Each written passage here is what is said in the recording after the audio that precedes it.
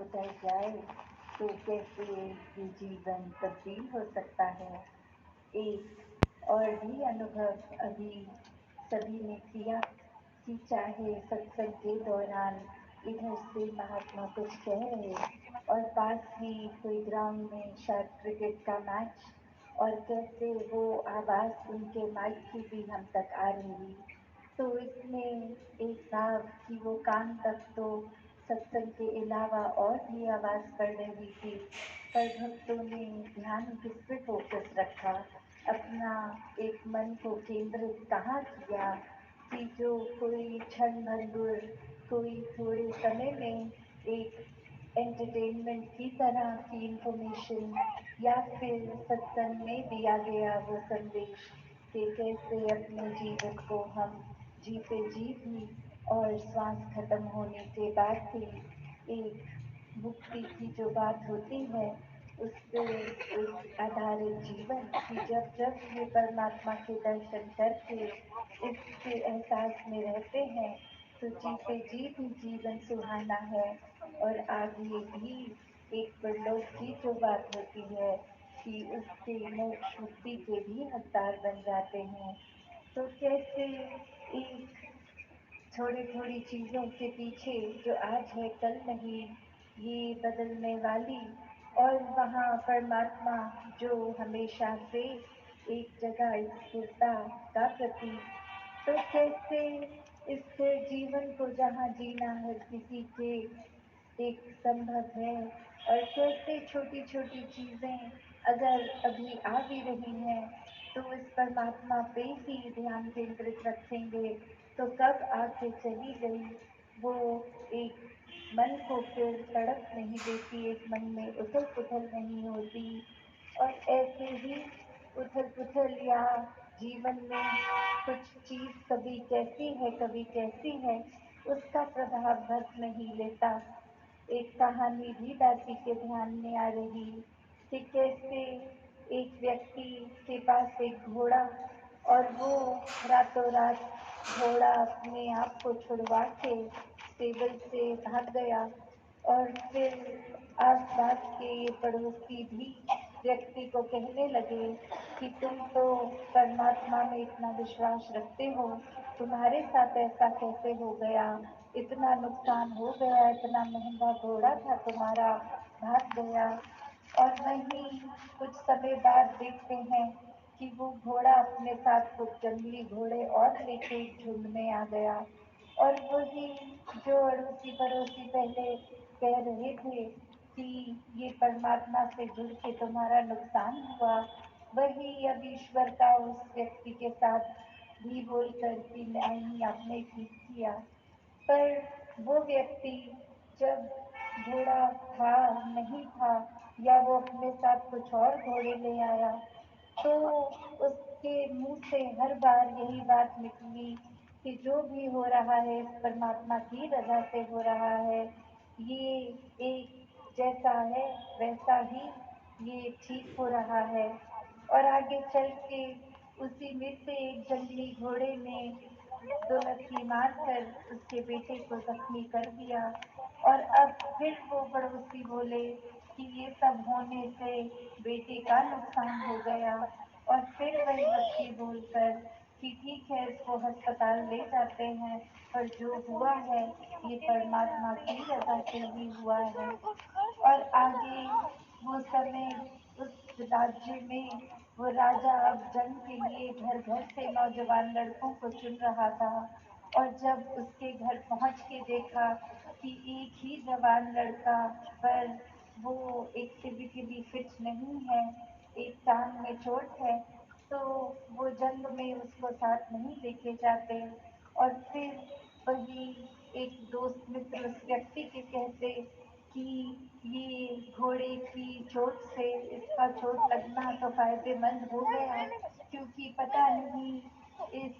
War के बाद ये जंग के बाद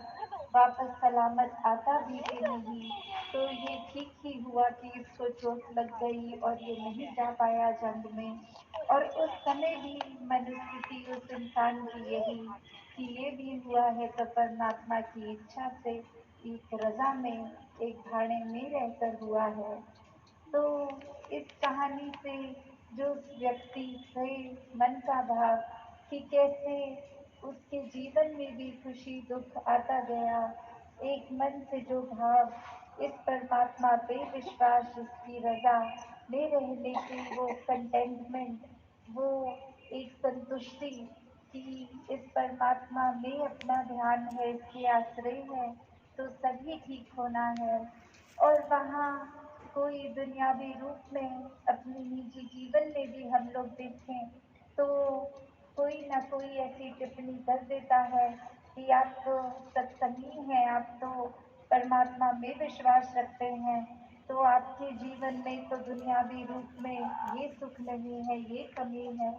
तो एक भ्रम में डालने का भाव हर एक का रहता है। पर जो इस परमात्मा से हर हाल में जुड़े हैं, एक मन का नाता इस परमात्मा से, ये प्रेमा भक्ति का नाता है, एक प्यार से, जैसे अभी जिक्र हो ही रहा था कि सौदेबाजी नहीं, एक प्योर, एक पावन प्यार इस परमात्मा से, जहाँ कोई इच्छा से नहीं, एक प्रेम से ही ये मन का लगाव, ये जुड़ाव। तो ऐसे भावों से युक्त एक भक्ति हो रही है, तो फिर कोई नहीं फर्क पड़ता